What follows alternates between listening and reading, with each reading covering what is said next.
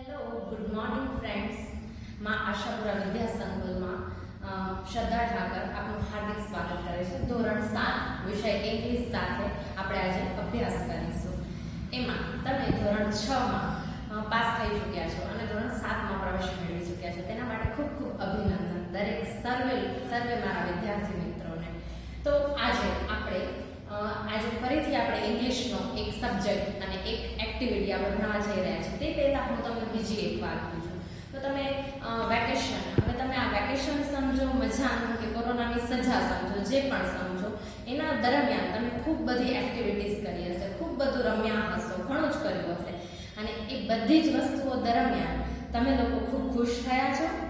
હા, થયા જ છો, ચોક્કસપણે। હવે ખુશી એ શું છે?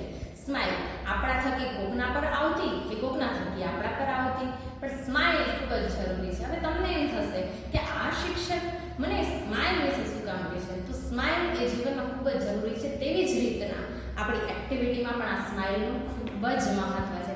આજે આપણે તેવો જ એક પાઠ વિની સ્માઇલ, જે આપણી એક્ટિવિટીનો એક ભાગ છે, તેવી રાઇમ આપણે શીખવા જઈ રહ્યા છીએ। તો વિદ્યાર્થી મિત્રો, દરેક લોકો તૈયાર છો ને? તો ચલો પોતપોતાના ચોપડા લઈ લો અને સાથે એક નોટ પેન પણ રાખજો, જેના થકી હું તમને કોઈ પણ ડિફિકલ્ટ વર્ડ્સ છે કે કાંઈ પણ સમજાવું હોય તમે તમારી વસ્તુમાં નોંધ કરી શકો।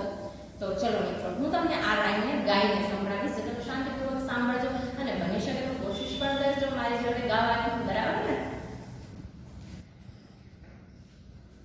This is the bag the little one bought. This is the butterfly